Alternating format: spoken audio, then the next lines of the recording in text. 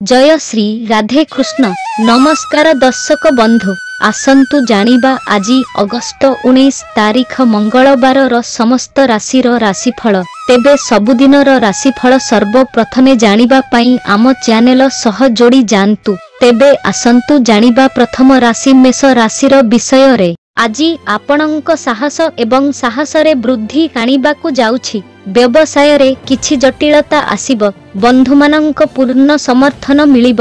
आपण कौनसी स्थान को जीवाकु योजना करि पारिबे। जदि आपणंकु कौनसी दायित्व मिले तेबे एथिरे आलस्य करंतु नाही एवं आपणंक कामरे संपूर्ण ध्यान दियंतु। आपणंकु आपणंकर आलस्य को परित्याग करी आगकु बढ़िबाकु पड़िब। छात्र माने जे कौनसी क्रीडा संबंधी प्रतियोगिता रे अंशग्रहण करि पारिबे। ऑनलाइन रे काम करुथिबा लोकंक पई दिनटी भल रहिबो। तेबे चालंतु जिबा परवर्ती राशि वृष राशि रो विषय रे। आजी टंका दृष्टिरु आपणंक पई एक भल दिन हेबो। टंका संपर्क रे आपणंकर हाथ खोला रहिबो एवं टंका आसीबार पथ मध्य खोली जिवो।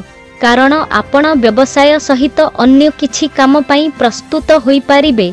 किंतु जदि आपण आखि एवं कान खोला रखी काम करंती तेबे एहा आपणंक पई भल हेबो। पड़ोसी लोकंक सहित आपणंक संपर्क भल रहिबो। आपणंक पिलार कपटपूर्ण स्वभाव जोगु आपणंक सह विवाद होई पारे। तेबे चालंतु जिबा परवर्ती राशि मिथुन राशि रो विषय रे। आजी आपणंक पई स्वास्थ्य समस्या आनिब। जदि आपण कौनसी विषय रे चिंतित थिले तेबे सही समस्यार मध्य समाधान हेबो। बुलिबा समय रे आपण किछि गुरुत्वपूर्ण सूचना पाइबे। आपण आपणंक भाई भौणी मानंक सहित भल मिसिबे एवं पैतृक संपत्तिर बंटन विषय रे मध्य आपण एकमत हेबे। आपण आपणंक बंधु मानंक सहित किछि सामाजिक कार्यकलाप रे अंशग्रहण करिबे। आपणंकर एक इच्छा पूर्ण होई पारे, जहा जोगु आपण बहुत खुशी हेबे। तेबे चालंतु जिबा परवर्ती राशि कर्कट राशि रो विषय रे।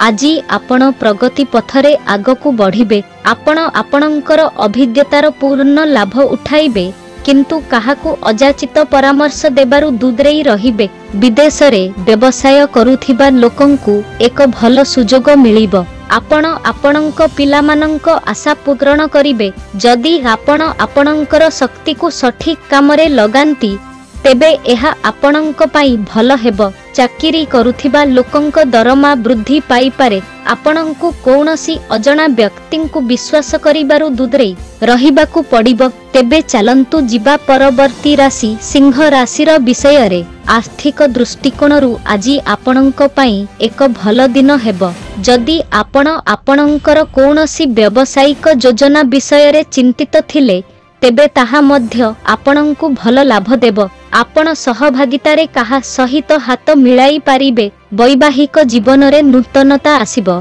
जहा जोगु आपण पुराना समस्या को भूली आगकु बढ़िबे। आपणंक संपर्क मजबूत हेबो, किंतु आपणंक मांक सहित कौनसी कथा को नै झगड़ा होई पारे, जहा संपर्क रे तिक्तता वृद्धि करिबो। तेबे चालंतु जिबा परवर्ती राशि कन्या राशि रो विषय रे। आजी आपणंकु कोर्ट संबंधी मामला रे सफलता देबो, किंतु आपणंकु आपणंक टंका प्रति विशेष ध्यान देबा उचित।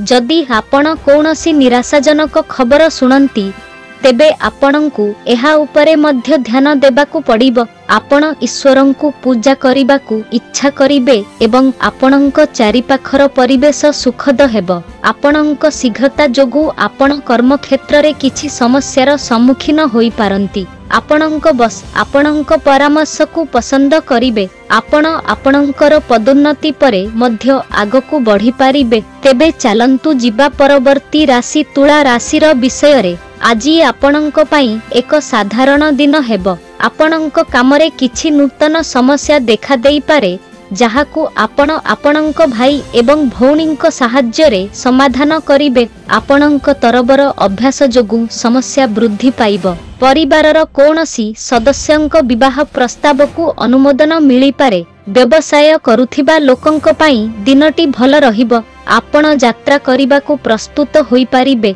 आपण प्रगति पथरे आगकु बढ़िबे। आपणंक पितामातांक आशीर्वाद रे आपणଙ୍କର जेकोनसी स्थगित काम समाप्त हेब। तेबे चलंतु जिबा परवर्ती राशि बिछा राशिर विषय रे। आजी आपणଙ୍କ ପାଇଁ ଏକ ଅନୁକୂଳ ଦିନ ହେବାକୁ ଯାଉଛି। ପାଗ ଆପଣଙ୍କ ସ୍ୱାସ୍ଥ୍ୟ ଉପରେ ପ୍ରତିକୂଳ ପ୍ରଭାବ ପକାଇବ। କୌଣସି ପାରିବାରିକ ଘଟଣା ଆପଣଙ୍କୁ ଚାପ ଦେଇପାରେ। ଆପଣ କିଛି ନୂତନ କରିବାକୁ ଇଚ୍ଛା କରିପାରନ୍ତି। ଆପଣଙ୍କୁ କାହାକୁ ଗାଡ଼ି ଚଲାଇବାକୁ କହିବାରୁ ବଞ୍ଚିବାକୁ ପଡ଼ିବ। ଆପଣ ମଜା ଏବଂ ମଜାର ମନୋଭାବରେ ରହିବେ, ଯାହା ଯୋଗୁଁ ଆପଣ ଆପଣଙ୍କର କାମ ଆସନ୍ତାକାଲିକୁ ସ୍ଥଗିତ ରଖିବାକୁ ଚେଷ୍ଟା କରିବେ। ଅବହେଳା ଆପଣଙ୍କ ସମସ୍ୟାକୁ ବୃଦ୍ଧି କରିପାରେ। ଆପଣ ଏକ ପୁରୁଣା ଭୁଲ ବିଷୟରେ ଜାଣିପାରନ୍ତି। ତେବେ ଚାଲନ୍ତୁ ଯିବା ପରବର୍ତ୍ତୀ ରାଶି ଧନୁ ରାଶିର ବିଷୟରେ। ଆଜି ଆପଣଙ୍କ ପାଇଁ ଧନ ବୃଦ୍ଧି ଆଣିବାକୁ ଯାଉଛି। ଆପଣଙ୍କ ପିଲାମାନେ ଆପଣଙ୍କ ଆଶା ପୂରଣ କରିବେ। ଯଦି ଆପଣ କାହାକୁ ଟଙ୍କା ଋଣ ଦେଇଥିଲେ, ତେବେ ଆପଣ ତାହା ଫେରି ପାଇପାରନ୍ତି।